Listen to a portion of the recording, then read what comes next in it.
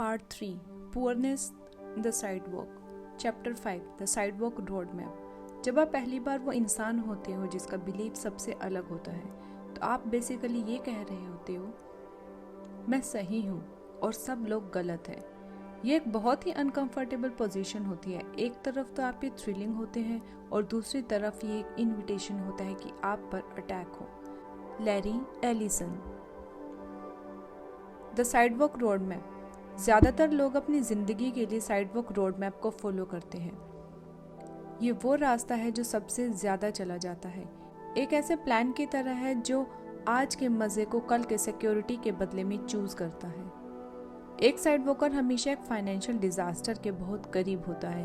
एक album failure से, एक बिजनेस डील के फेलियर से, एक गिग के कैंसिल होने से, एक ले ऑफ होने से वो ब्रोक हो सकता है। साइडवॉक पर आप हमेशा कुछ ना कुछ की दूरी पर होते हो जो आपको बेघर, बैंकरप्ट या फिर अपने पेरेंट्स के बेसमेंट में वापस ले जा सकता है। हाँ, कुछ साइडवॉकर बहुत अच्छा कमाते हैं लेकिन कभी भी असली वेल्थ नहीं पा सकते। ये कॉन्ट्राडिक्शन मत समझना। साइडवॉक का रास्ता वेल्थ तक नहीं ले जाता, सिर्फ एक डेड एंड साइन दिखाता है जो आने वाली प्रलय को सिग्नल करता है। साइडवॉकर्स रोड ट्रिप एक ट्रेडमिल है जिसमें फाइनेंशियल क्राइसिस या बैंकरप्सी होता है। साइडवॉकर क्या होता है?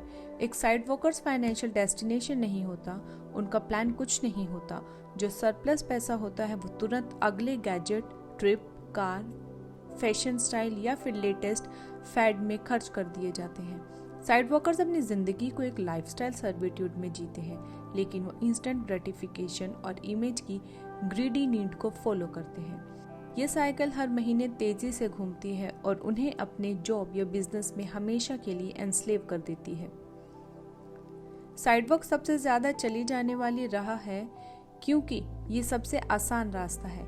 इसका सायरन सॉन्ग तुरंत संतुष्टि देने वाला है और पैसा एक गर्म आलू है जिसे दिन के नवीनतम समाधान के लिए तुरंत बदल दिया जाता है। अगर आप देखना चाहते हो कि साइडवॉकर्स कैसे जीते हैं और सोचते हैं, तो थोड़े दिन जज जूडी देख लो। बेटियां अपनी माँ को $100 के लिए स्यू कर रही हैं। लोग अपने एक्शंस की रिस्पॉन्सिबिलिटी नहीं ले रहे हैं और लोग फ्री में रेंट चाहते हैं। सीरियसली, इस शो का नाम लाइफ फ्रॉम द साइडवॉक होना चाहिए। साइडवॉकर्स के माइंड पोस्ट। साइडवॉकर का रोड मैप उनके बिहेवियर को डिफाइन करता है जो उनके एक्शंस को ड्राइव करता है। ये माइंड पोस्ट हैं जो लाइफ के रास्ते पर उनको गाइड करते हैं। डेब्ट परसेप्शन। क्रेडिट का मतलब है कि अभी जो चाहिए वो मिल जाएगा। Credit cards, loans, car payments, सबसे पहले मैं आज एंजॉय करना चाहता हूँ। Time perception. टाइम तो बहुत है, मैं पैसा खर्च करता हूँ जैसे कल कुछ नहीं होगा। हो सकता है कि मैं 2 हफ्ते में मर जाऊँ, तो कल के बारे में क्यों सोचना। Education perception. मैं स्कूल फिनिश करके ग्रेजुएट हो गया, हुर्रे। Money perception. अगर पैसा है तो दिखाना चाहिए, क्यों सेव करना। मैं अपने सारे बिल्स टाइम पे करता हूँ, तो क्या ये रिस्पॉन्सिबल होना नहीं। Primary income source. जो भी काम सबसे ज्यादा पैसे देता है मैं वही करूंगा। पैसा सब कुछ है, मुझे ये बेंजामिन्स चाहिए। Primary wealth accelerator. Net worth. Casino जाता हूँ, लॉटरी टिकट्स खरीदता हूँ और मेरे पास एक बीमा कंपनी के खिलाफ सक्रिय मुकदमा है। क्या ये मायने रखता है। Wealth perception. जो सबसे ज्यादा टॉयज के साथ मर जाता वही जीता। Wealth equation. मेरा फॉर्मूला है wealth is equal to income plus डेब्ट। डेस्टिनेशन। कोई डेस्टिनेशन नहीं है, मैं बस आज जीता हूँ, कल के बारे में नहीं सोचता। Responsibility and control. जो कुछ बुरा होता है वो मेरे साथ होता है। वो आदमी मुझे दबा कर रख रहा है, मैं विक्टिम हूँ, ये किसी और की गलती है। Life perception. आज जियो, कल की किस्मत को छोड़ो। जिंदगी बहुत छोटी है, 30 दिन से ज्यादा का प्लान नहीं कर सकते। तुम्हारे साथ कुछ नहीं जाने वाला, तुम सिर्फ एक बार जवान हो। इसके अलावा मैं किसी दिन बड़ी सफलता हासिल करूंगा। The disturbing side walking facts. ये जो माइंड पोस्ट और कमेंट्री दिए गए हैं शायद आपको रिडिकुलस लगे, लेकिन ये सच है। बस थोड़ा डाटा देखो, रिपोर्ट्स पढ़ो। 2000 में यूएस सेंसस ब्यूरो के एक स्टडी के अकॉर्डिंग जो 2001 के टेक्नोलॉजी इम्प्लोजन और 2008 के फाइनेंशियल क्राइसिस के पहले हुई थी। ये डिस्टर्बिंग फैक्ट्स सामने आए थे। 55 साल के नीचे एक इंसान के पास 57% चांसेस है कि उसका नेट वर्थ जीरो या नेगेटिव हो। लगभग 62% यूएस हाउसहोल्ड्स के पास $100,000 से कम का नेट वर्थ है। 89% अंडर 35 हाउसहोल्ड्स का नेट वर्थ $100,000 से कम है।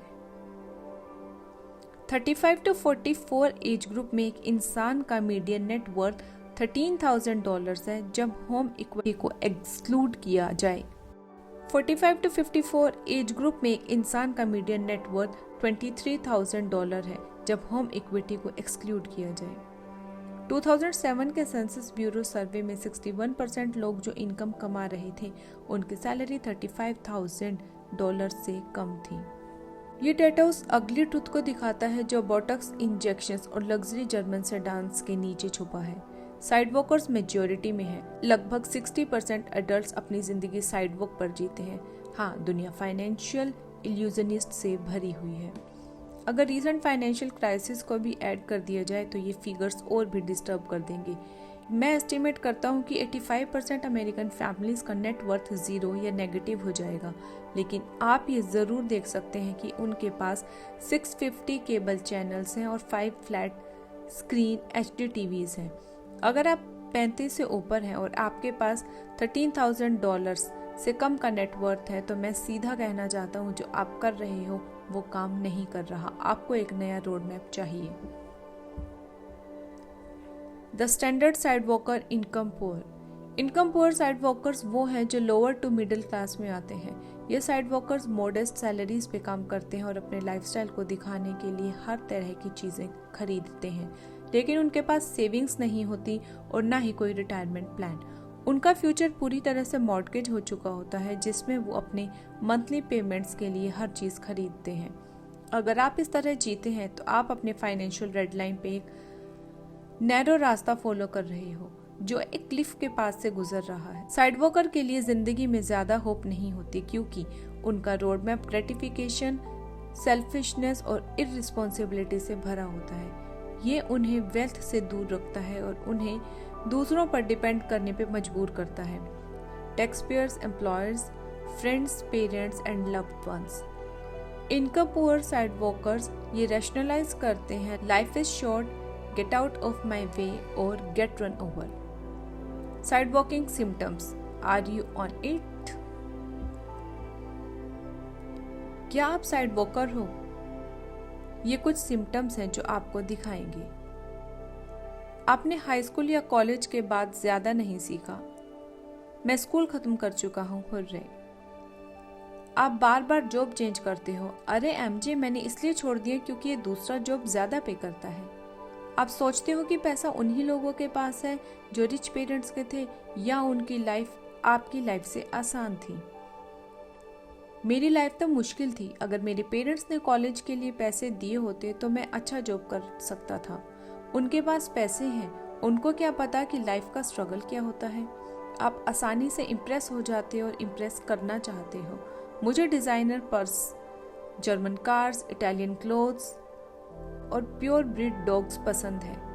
मैं अपनी मेहनत से पैसे कमाता हूँ और मैं ये डिजर्व करता हूँ। आपका क्रेडिट पुअर है। मैं अपने ऑब्लिगेशंस अक्सर टाइम पे करता हूँ, बाकी कभी कभी टाइम पर पे नहीं कर पाता क्योंकि मेरी कंट्रोल के बाहर कुछ सिचुएशंस होती हैं। वैसे भी बैंक्स और यूटिलिटी कंपनीज बड़े रिच कंपनीज हैं, वो मेरे दुश्मन हैं। आप पॉलिटिशियंस और गवर्नमेंट को अपने सिस्टम चेंज करने के लिए फेथ रखते हो, अपने आप को चेंज करने के बजाय। बड़ी गवर्नमेंट ही सोल्यूशन है। ज़्यादा रेगुलेशंस, ज़्यादा प्रोग्राम्स और ज़्यादा सर्विसेज। गवर्नमेंट्स को पीपल की सेवा करनी चाहिए। रिच लोगों को ज़्यादा टैक्स देना चाहिए, वो अफोर्ड करते हैं और मैं नहीं कर सकता। आप पॉन शॉप्स, पेडे लोन्स और क्रेडिट कार्ड्स को अपनी सप्लीमेंट्री इनकम को सोर्स समझते हो। ग्रोसरीज नेक्स्ट पे चेक तक वेट नहीं कर सकते। मेरे फैमिली को खाना चाहिए और वैसे भी क्रैबलेक्स पे सेल है सिर्फ $18 पर पाउंड। आपने कभी ना कभी बैंक्रप्सी फाइल की। ये मेरा फॉल्ट नहीं था। मैंने अपने आप को ओवर एक्सटेंड किया और सोचा नहीं था कि जॉब चली जाएगी। मैं रिसेशन के लिए रेडी नहीं था। मैं बैंकरप्सी को बुरा नहीं समझता। ये मेरी स्लेट क्लियर कर देता है और मैं फिर से स्टार्ट कर सकता हूँ। मैं ऑलरेडी प्री बुक्ड हूँ एक और क्रेडिट कार्ड के लिए। आप पेचेक से पेचेक तक जीते हो। अरे सभी ऐसे ही तो जीते हैं ना। आप बिजनेस को नहीं बनाते जब वो गलत चेंज देता है आपके फेवर में। क्या आप पागल हो? अगर बिजनेस ने पैसा गलत दिया तो मैं रखूंगा। उनका काम है गलत करना, मेरा नहीं। आपके पास नेगेटिव नेट वर्थ है और सेविंग्स बिल्कुल नहीं है। अगर कुछ है तो वो बहुत कम। क्या फायदा? मेरी सेविंग्स अकाउंट से 1% ही मिलता है और उन लोगों को देखो जो स्टॉक मार्केट में इन्वेस्ट कर रहे हैं, वो सब बेवकूफ हैं। कम से कम अगर मैं अपना पैसा खर्च कर दूं तो कुछ लॉस नहीं होगा। आपके पास कार इंश्योरेंस नहीं है, हेल्थ इंश्योरेंस नहीं है और आप अनकमिटेड पार्टनर्स के साथ अनप्रोटेक्टेड रिलेशंस बनाते हो। क्या कहना? मैं रिस्क लेने वाला हूँ। मुझे पता है कि इंश्योरेंस और बर्थ कंट्रोल इम्पोर्टेंट है, पर यह मेरी प्रायोरिटी नहीं है। आप रेगुलर कैसीनो जाके गैम्बल करते हो या लॉटरी टिकट्स खरीदते हो। आपको जीतने के लिए खेलना तो पड़ता है ना। ऑड्स को भूल जाओ, इस बार कुछ अलग होगा ऐसा लगता है। आप अपने आप को ऑल्टरनेट रियलिटीज में इमर्स करते हो, जैसे website, celebrity gossip, blogs, television, sports, video games या सोप ओपेराज।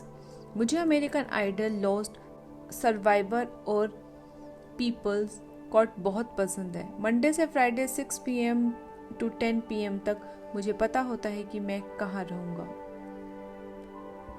आपने गैटरिज स्कीम्स पर पैसा लॉस किया है। कुछ ना कुछ इजी तरीका होगा पैसे कमाने का। अगर मैं ये programme, DVD series, late night infomercial product ले लूं तो मुझे सीक्रेट मिल जाएगा। रिच होने का आसान तरीका कहीं ना कहीं जरूर है। आपके फैमिली वाले क्रिंज करते हैं जब आप पैसा मांगते हो या पैसा मांगना बंद कर देते हो, क्योंकि आपको पता होता है कि लेक्चर मिलेगा। अरे यार, सिर्फ $500 चाहिए थे। मेरे पेरेंट्स को मेरी मदद करनी चाहिए जब तक मैं जिंदा हूँ। क्या वो नहीं देखते कि मेरी लाइफ कितनी मुश्किल है? देखो ये अपार्टमेंट, ग्रेनाइट काउंटर टॉप्स को रिप्लेस करने की जरूरत है। क्या आपको ये बिहेवियरल पैटर्न्स दिखाई दे रहा है? ये माइंडसेट्स साइडवॉक के ही होते हैं। आप गुस्सा या डिफेंसिव फील कर रहे हो? अगर हाँ, तो ये हो सकता है कि आपके बिलीव्स साइडवॉक रोड मैप से आए हों। The sidewalkers gravitational pull, poorness. एक रिसेशन तो बस एक बम्प है। कितने लोगों ने अपने घर खो दिए हैं इकोनॉमिक क्राइसिस की वजह से, उनकी सेविंग्स, उनकी जॉब्स या उनका 401k। साइडवॉक कोई प्रोटेक्शन नहीं देता क्योंकि आप नेकेड हो और आप हिट्स एब्जॉर्ब नहीं कर सकते। अगर आप ट्रैफिक में फंसे हो तो आप रोड पर मारे गए इंसान हो गए। अगर आप अपनी फाइनेंशियल जर्नी पर अनशेकेबल रहना चाहते हो तो आपको टफ होना पड़ेगा और एक बुलेट प्रूफ वेस्ट पहनना पड़ेगा। साथ ही एक ऐसा प्लान बनाना होगा जो दिनों के लिए नहीं बल्कि सालों के लिए हो। अगर आप साइडवॉक पर जीते हैं तो ये नेचुरली आपको पॉवर्टी की तरफ खींचता है, क्योंकि साइडवॉक शॉर्ट टर्म के बारे में होता है, ये कभी लॉन्ग टर्म में काम नहीं करता। आपका फ्यूचर एक प्लेजेंट प्रेजेंट के लिए मॉर्टगेज हो जाता है। किसी भी बम्प इन द रोड से साइडवॉक के लोन्स तुरंत डिमांड करते हैं। Recession, jobless, interest rate hike, mortgage reset. Sidewalk पर जीना लिटरली ऐसा हो सकता है जैसे साइडवॉक पर जीना हो। अगर आप किसी भी डिटेल्ड साइडवॉकर से पूछेंगे कि उनका फाइनेंशियल लाइफ किस वजह से कंट्रोल से बाहर गया, तो वो तुरंत ब्लेम करेंगे किसी एक्सटर्नल फैक्टर को। मुझे ले ऑफ मिल गया, मेरी कार टूट गई, मेरा फुट फ्रैक्चर हो गया और हेल्थ इंश्योरेंस नहीं था। जज ने 20% एलिमनी बढ़ा दिया। जब आप अपनी फाइनेंशियल इंजन को डेडलाइन पर रेव करेंगे, आप गारंटेड बर्नआउट हो जाएंगे और फिर आयरनिकली आपका आज का प्लेजेंट लाइफ कल के हॉरिबल टुमारोज में बदल जाएगा। ज़्यादा काम, ज़्यादा कर्ज और ज़्यादा स्ट्रेस। Reality check. मैं आपका एज नहीं जानता, लेकिन चलिए थोड़ा अनकंफर्टेबल सवाल पूछता हूँ। क्या आप सीरियसली $13,000 के नेट वर्थ पर रिटायर होने की उम्मीद कर रहे हैं, या $113,000? क्या ये रैशनल है कि आप अपने होम की इक्विटी रीफाइनेंस पर जीने की सोच रहे हो? क्या आपने अगले वीक के पेचेक से आगे कुछ सोचा है? आप किस थ्रेशोल्ड पर समझोगे कि टाइम आ गया है गियर्स शिफ्ट करने का और रिवैल्यूएट करने का? क्या कोई थ्रेशोल्ड है? आप जो 5, 10, 20 साल से कर रहे हो वो सडनली क्यों काम करने लगेगा? हाँ, इंसैनिटी है सेम चीजें बार बार करना और अलग रिजल्ट एक्सपेक्ट करना। साइडवॉक वेल्थ का रास्ता नहीं है जब तक आपका स्ट्रेटेजी कैसीनो, लॉटरी टिकट्स या किसी स्पाउस को मारने की इंश्योरेंस स्कीम ना हो। Government aid, social security, charity और मेरे पेरेंट्स जल्दी मरेंगे और मुझे एक फॉर्च्यून मिलने वाला है, इनहेरिटेंस कोई फाइनेंशियल प्लान नहीं है। अगर आप नहीं चाहते कि आप 75 साल के हो जाएं, केमार्ट में काम कर रहे हो या एक कार्डबोर्ड बॉक्स में ब्रिज के नीचे रिटायर हो, तो आपका एक प्लान होना ज़रूरी है। अगर लाइफ आपको और 50 साल दे तो आपका प्लान क्या है? साइडवॉक से निकलने के लिए पहला स्टेप ये है कि आपको ये समझना होगा कि हो सकता है आप साइडवॉक पर हो। फिर इसको रिप्लेस कीजिए कुछ ऐसी चीज से जो काम करे। पैसे से पैसे के प्रॉब्लम्स नहीं सुधरते। न्यूज़ फ्लैश, साइडवॉक पैसे की दुनिया से ब्लाइंड है। ये नहीं देखता कि आप कितना कमाते हो। आप ज्यादा पैसे कमा के भी अपनी पूरी मनी मैनेजमेंट को ठीक नहीं कर सकते। हाँ, आप बहुत रिच दिख सकते हो लेकिन फिर भी साइडवॉक पर घूम रहे हो। साइडवॉकर्स हर तरह के लोग हो सकते हैं, चाहे वो उनके पास वेल्थ के सभी एक्सटर्नल साइंस हो। उनके पास बिजनेसेस होते हैं, वो हाई पेइंग कैरियर्स में काम करते हैं जैसे कि मेडिसिन या लॉ, या सक्सेसफुल एक्टर्स या म्यूजिशियंस होते हैं जिनका इनकम बहुत ज़्यादा होता है। लेकिन कॉमन फैक्टर ये है कि कोई प्लान नहीं होता, कोई सेविंग्स नहीं होती, बस ज़्यादा खर्च करते हैं अपनी इनकम से और अपने आज को लग्जरी लाइफस्टाइल देने के लिए अपने कल को रिस्क पर डालते हैं। साइडवॉकर्स का वेल्थ इक्वेशन है wealth is equal to income plus डेब्ट। साइडवॉकर्स अपनी लाइफस्टाइल अपनी इनकम के हिसाब से बनाते हैं और उस लाइफस्टाइल को डेब्ट के यूज से बढ़ाते हैं। हर साइडवॉकर को अपनी मॉर्टगेज या रेंट, यूटिलिटी बिल्स और क्रेडिट कार्ड्स के मिनिमम पेमेंट्स का टेंशन होता है। ये सब तब होता है जब किसी ने अपनी फाइनेंशियल प्लानिंग्स पे ध्यान नहीं दिया और पेडे के बाद के हैप्पी आवर्स के बारे में ही सोचा। The affluent sidewalker income rich. जब एक इनकम रिच साइडवॉकर बैंकरप्ट होता है तो ये बहुत बड़ा न्यूज़ बन जाता है।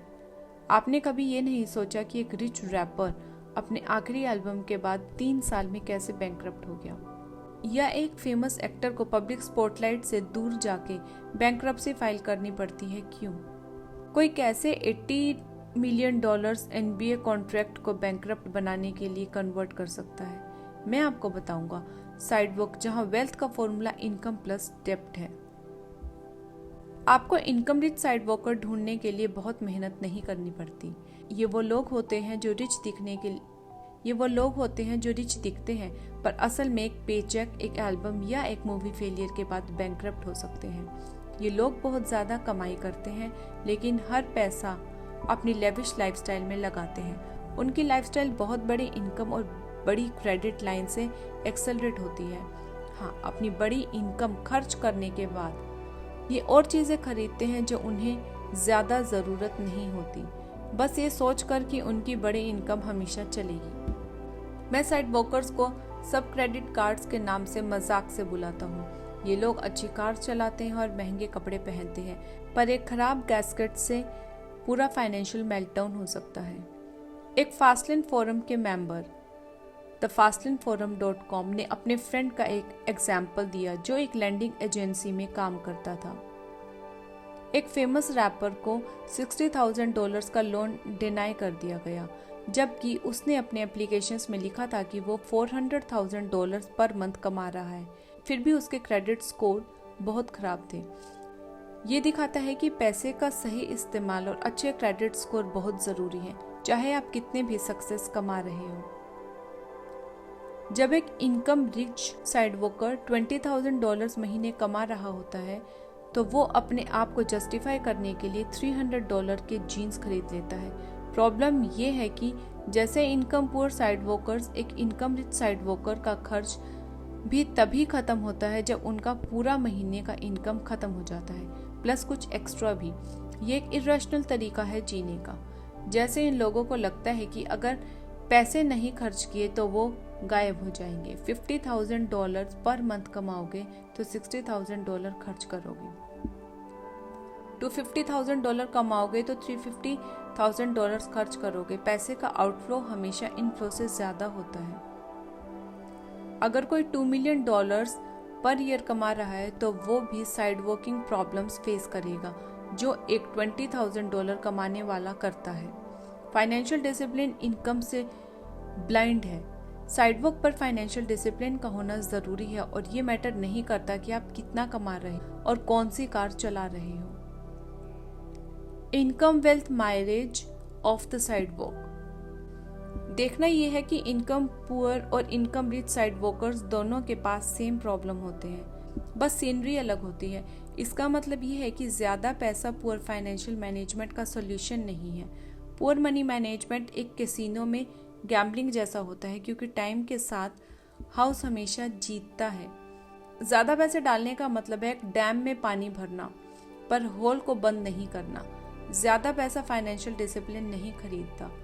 जिन लोगों में फाइनेंशियल डिसिप्लिन नहीं होती वो पैसे का गलत इस्तेमाल करते हैं ताकि वो इन इन्वेटिबल को डिले कर सकें।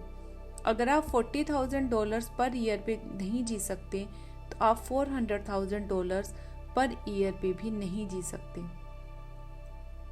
जब आप अपने $900 मॉर्गेज पेमेंट का टेंशन ले रहे हो तब इनकम रिच साइड वर्कर अपने $9,000 मॉर्गेज का टेंशन ले रहा होता है।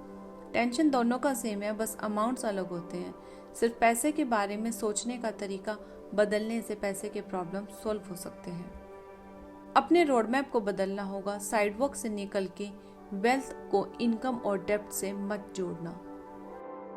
Chapter summary. साइड वर्क पर जीने का पहला स्टेप होता है कोई फाइनेंशियल प्लान ना हो। साइड वर्क का नेचुरल पुल पुअरनेस की तरफ होता है, दोनों वक्त और पैसे में।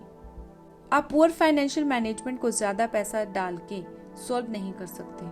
आप इनकम रिच होकर भी साइड वर्क पर घूम रहे हो। अगर वेल्थ को इनकम और डेब्ट से डिफाइन किया जाए तो वो एक इल्यूजन है, क्योंकि वो पॉटहोल्स, डिटोर्स और रोड बम्प्स के लिए वल्नरेबल होता है। जब इनकम गायब होती है तो वेल्थ का इल्यूजन भी गायब होता है। पुअर फाइनेंशियल मैनेजमेंट एक कैसीनो में गैम्बलिंग जैसा होता है, हाउस हमेशा जीतता है।